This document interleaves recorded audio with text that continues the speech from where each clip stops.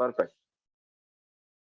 So, good morning, and welcome back again for this lecture of electronics. And we were studying the semester six and hopefully paper two, in which we were expected to learn about microcontrollers, right? So, microcontroller 8051, that is what we are expected to learn. And we have started a little bit of that in the yesterday's class, in which we have just tried to differentiate between microprocessor and microcontrollers. Today, absolutely, we are going to start the furthermore, but let us start. Let me share my screen and let us revise what we have studied in the last class yesterday. So, yes, I guess my screen is visible to you all. Oh,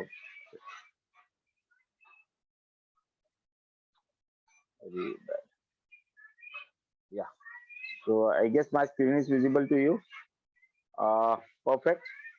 So today we are going to continue with the same topic of microcontrollers. And yes, of course, we have just studied, or say we'll refresh what we have studied in the last class. Right. So let us begin with that. Uh, okay. Am I audible? Hello. So we need to Yes, sir. study Yes, sir. this introduction of 8051, and I guess my screen is also visible to you all.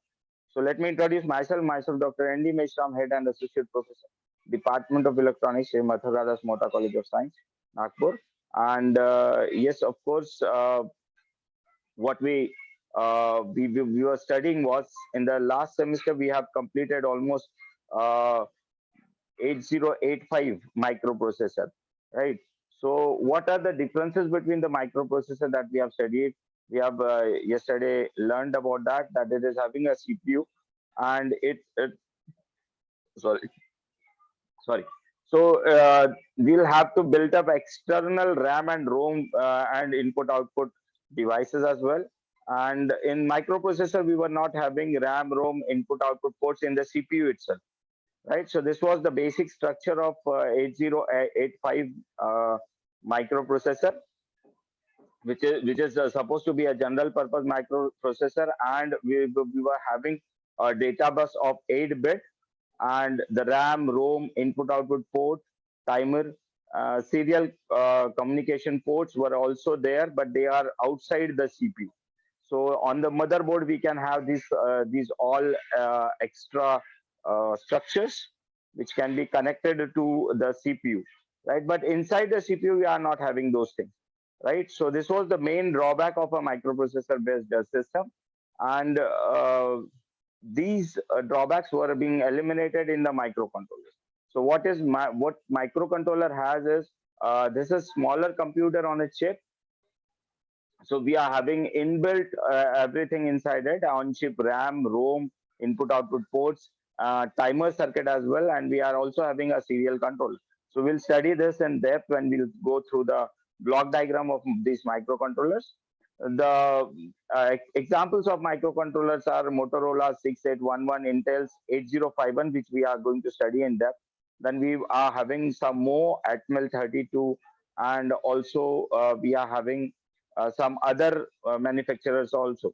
So we are having these all microcontrollers, and the basic structure of a microcontroller is like this. So we are having a CPU, RAM, ROM, input output port, timer circuit as well, and then we are also having a serial communication port, which all are integrated inside this microcontrollers, right? So this is all built up in a single chip, but we are not able to use all of them.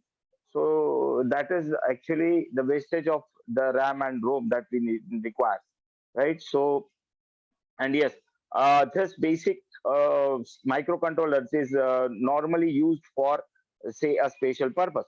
So what is the difference between the microprocessor and microcontroller? So microprocessor is a standalone concept, that is, it is having only a CPU which is going to process the data after collecting it from the RAM and ROM, which is kept outside the CPU, right? So it is having input output timer, and all are separated accordingly. Then the designer or the programmer can decide on the amount of ROM and RAM and input output. So this is the flexibility that we have on a microprocessor. and this is expensive as compared to microcontroller. Then versatility and general purpose. This is a general purpose microprocessor, right? So this is the features of microprocessor versus the microcontroller. So microcontroller is having on a single chip CPU, RAM, ROM, input, output, and timer circuits. They are inbuilt inside that microcontroller, and the amount of on chip ROM, RAM, input output ports differ, and they are being fixed, right? So they are say being misused many a time. So we require only a small program on that to be used. So the rest of the memory goes in waste, right? So I request what anybody has done, kindly rub that. It is not expensive as compared to microprocessor. Then we are having a single purpose microcontroller, means the microcontroller can be used for only one special purpose. Yeah, that is what we call it as a special or a general purpose, right? Single purpose or special purpose.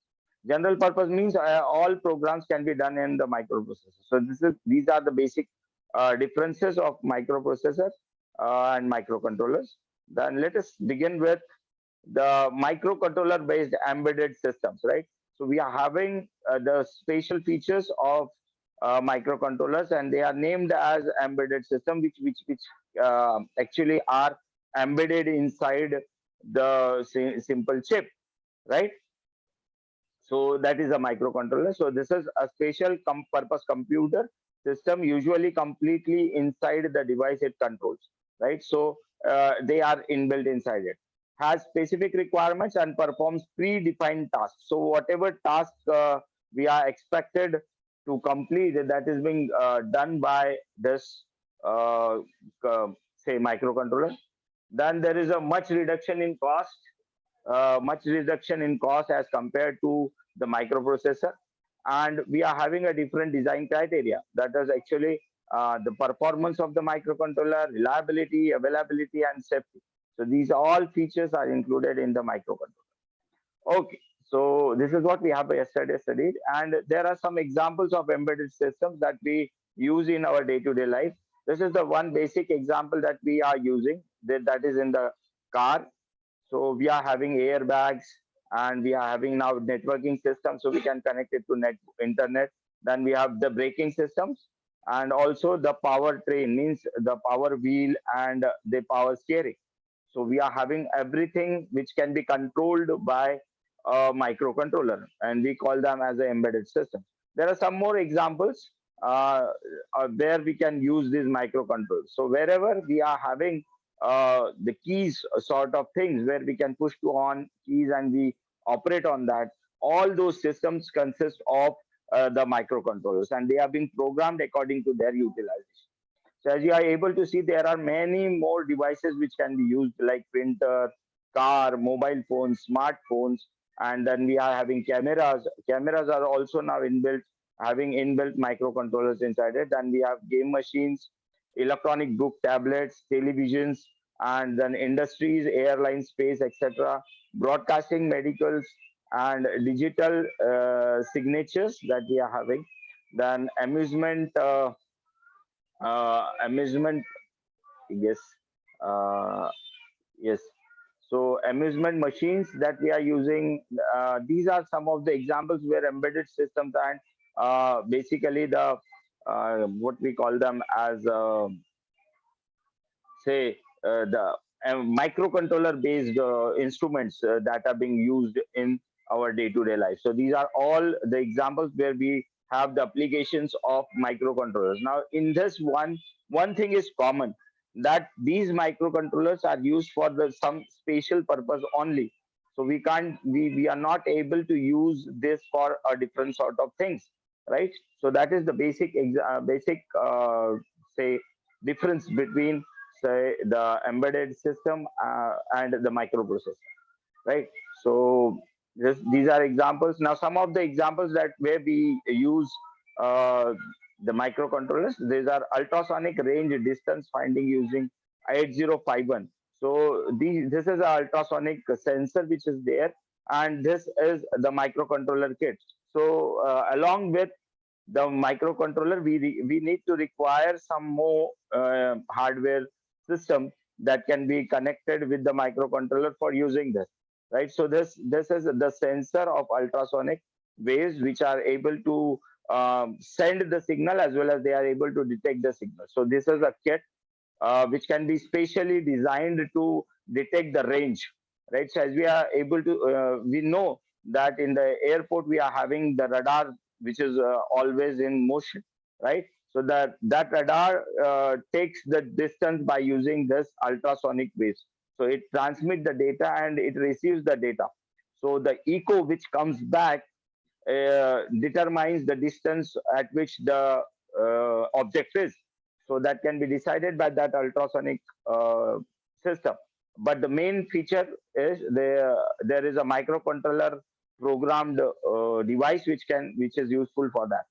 Some more examples, these are the water level indicator using 8051. This is actually used for the tanks that we have in our household things. So the stepper motor or the motors can be switched on or off as per our requirements, right? So according to that, we can design this or program this microcontroller for to determine the exact level of the water in the water tanks.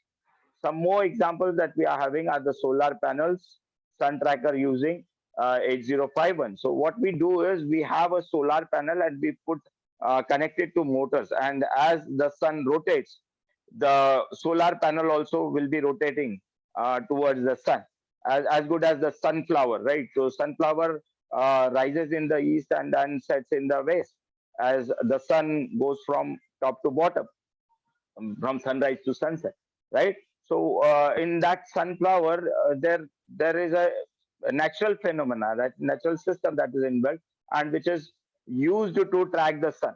Similar tracking system can be developed by using this microcontroller system 8051, and it is going to track the solar sun, and accordingly the panel is supposed to move uh, mm, uh, like the sun, right?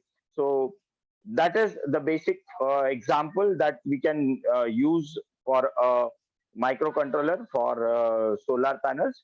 And then we are having RFID based access control systems. So nowadays cards are being used, identity cards are being used. They are just used to open the door and close the door, right? So those iCards are basically RFID, radio frequency based ID cards that are used for schools, colleges, and offices. Those are being just say put on the door kit, so automatically the door opens. Even in if you go for an ATM and ATM say unit, ATM card unit, right, in banks. So we are having that socket. So in that socket, if you put that card, the door gets open. But nowadays we don't have that system. So that can be used by using this RFID based access control system using 8051. And this is that RFID tracker system. So the card is having that radio frequency. Okay. And this is the architecture of say 8051, which is being say declared by the Harvard architecture, which is called as a Harvard architecture. And what it is having is the main control unit, and then the memory unit, then this is the data memory, right? And we are having the address bus, instruction bus, address bus, and data bus, right?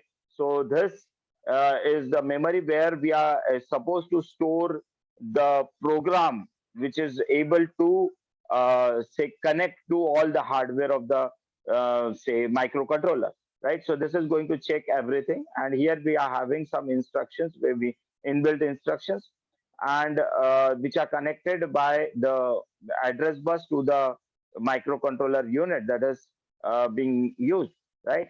And this is the instruction bus which is supposed to give the instruction to this unit and which is going to operate this microcontroller.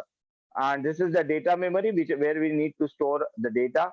So in Harvard architecture, the data and instructions are stored in separate memory units, each with their own bus, right? So they are having independent address buses and data buses. So we are having this instruction bus and a data bus. The advantage of this Harvard architecture is speeding up the data transfer rate. Then this it also permits the designer to implement different bus widths and word size for program and data memory space. So this is the Harvard architecture, where we are having the instruction set and say the data memory in different memory locations, and they are having independent instruction bus as well as data bus and say the address bus. So as according to the address bus, according to address bus, we are having say we can use different sorts of things, right? So this is uh, what I mean to say. Uh, so just hold for a second. Okay. So this is what uh, is going to speed up the system by having a different data and different instruction memories, right? So this is the advantage of that, and it also permits the designer to implement different bus widths and word sizes for program and data memory space. So we can the programmer can design accordingly as per as his or her requirement. Okay, so this is the 8051 CPU operations. So we will be studying some features, and we will also be studying in depth the pin diagram of that and the block diagram of 8051. So let us start with that. So 8051, the main features of 8051 microcontroller is it is being introduced by Intel and referred as MCS51, which was developed in 1980 and sorry 1981. Okay, and the 8051 is again an 8-bit processor as our microprocessor 8085. It is similar to that. It was a 8-bit microprocessor, and 8051 is also a 8-bit processor. The CPU can work on only 8 bits of data at a time. This is what is the same as for microprocessor 8085. The 8051 became widely popular after allowing other manufacturers to make and market any flavor of 8051, right? So as this microcontroller came into market, there was a huge change, drastic revolution in the say microcontroller and microprocessor industry, right? So as different manufacturers starting design their develop their own microcontroller system, then it was being widely used after that. So it started in say 1981 itself. Okay, there are some more features of 8051. So this 8051, as I've told you in the last slide, it is actually a 8-bit processor, and it is having a 4 kilobyte internal ROM read-only memory, right? So it is having a 4 kilobyte of internal ROM, which can be used for say storing of say the program, or say storing for the instruction, or we can store the data as well in that. So internal ROM is there. Then it is having a 128 bytes of internal RAM, random access memory, right? So 128 bytes only, right? So this is a very small size as compared to the mobile phones that we are using nowadays. So this is a 4 kilobyte of internal ROM, and this is 128 bytes. This is simple, only 128 bytes of internal RAM. Then we are having four 8-bit input output ports. As we'll study this in the block diagram and the pin diagram, we are having four 8-bit ports, whereas in 8085 we were having only three ports, right? Port A, port B, and port C. So port C can be used at port C upper and port C lower, right? Or otherwise. But here in microcontroller, we are having a four 8-bit input output ports, and that is around 32 input output lines in the microcontroller. Then we are having a two 16-bit timers and counters, uh, on chip full duplex UART, universal asynchronous receiver and transmitter for serial communication. So we are having this full duplex. Full duplex means it can uh, transmit the data as well as it can receive the data. So we have studied this full duplex, half duplex, and simplex communication system, right? So on chip, we are having a full duplex UART. UART means universal asynchronous receiver and transmitter for serial communication. Then we are having a 5 vector interrupts, 2 external, 3 internal, timer 0, timer 1, and serial. So we are having 5 vector interrupts in that. In microprocessor also we are having interrupts. On chip clock oscillator, right? So we are having a clock oscillator inbuilt inside the processor or a microcontroller itself. Okay, but we have to connect crystal outside the chip, right? So we can't build a crystal inside a chip. So we have just pin outside it. But all the circuitry which is required to generate a clock is inbuilt inside that microcontroller. It is also having a 16-bit address bus, right? As in microprocessor also, 8085 we were having a 16-bit address bus. Likewise, it is also having a 16-bit address bus. Then, okay, we are having a 64 kilobyte external code memory. We are having a 64 kilobyte external code memory. We can access the 64 kilobytes of external memory, means we can connect it to an external memory and it can be used. We can also have an external 64 kilobytes of data memory that can also be connected to microcontroller. Then 16-bit program counter to access external code memory, and 16-bit data pointer to access external data memory. So these are all the features of 8051. Then when we have 128 user-defined flags, we were having only 5 flags in microprocessor: sign, carry, auxiliary carry, parity, and 0. But here we are having 128, which can be defined by user, and we are having a 32 general purpose registers, each of 8 bits. Now imagine, in microprocessor we were having only 6 plus 1, that is 7 general purpose registers in microprocessor 805, 808, 8085, whereas in 8051 we are having 32 general purpose registers, and these general purpose registers are of each 8-bit bit only. So 8-bit data can be processed on them. So this is the simple features of 8051, and we are having some more 8051 families, like 8052 is a subset of 8051. 8031 is a ROMless 8051, means we are not having ROM which is inbuilt inside 8031, right? We have to add external ROM to it, and you lose 2 ports and leave only 2 ports for input output operation.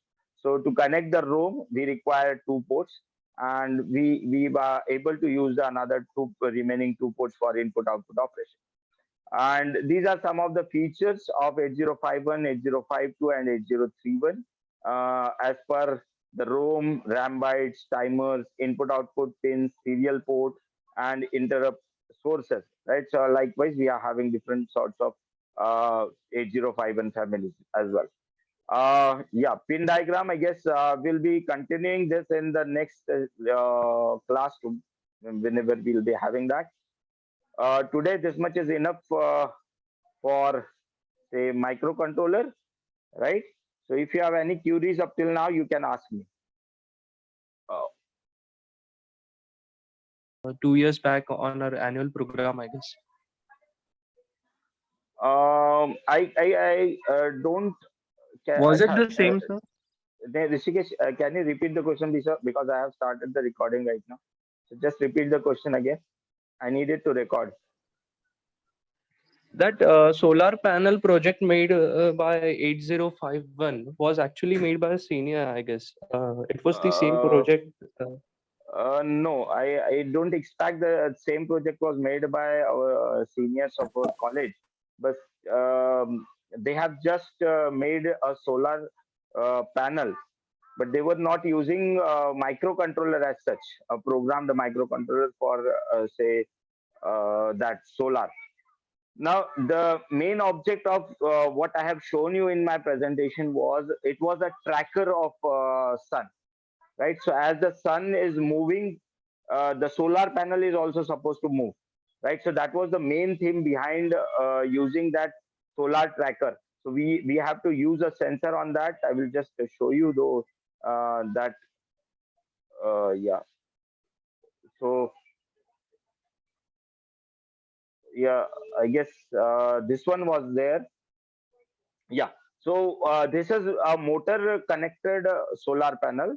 So by using this microcontroller, this motor is supposed to move, right? And accordingly, due to that motor, the panel was fixed on the motor, and as you rotate the as the sun goes, the panel is is also supposed to be rotated, right, accordingly. So this was the main object of having that solar panel tracker system, means which is going to track the sun, and accordingly the panel is supposed to move, because as the sunlight falls on the sun directly, it can charge the batteries, and also it can save that solar energy, and it can convert it to, say, electrical energy.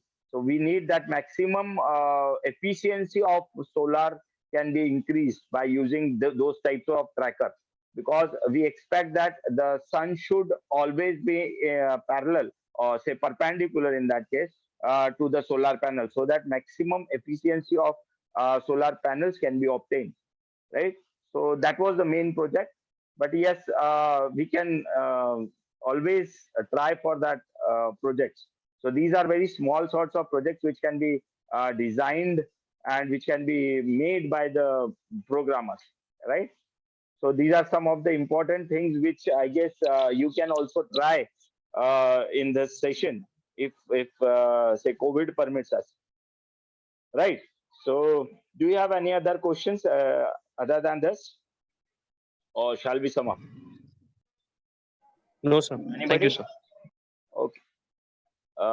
So thank you very much for joining the class, and I'll be uploading more videos of mine on the YouTube channel. Please go through my YouTube channel, like, share, and subscribe my channel. Thank you very much. Stay home, stay safe, and take care. See you in the next class. Bye. Good day.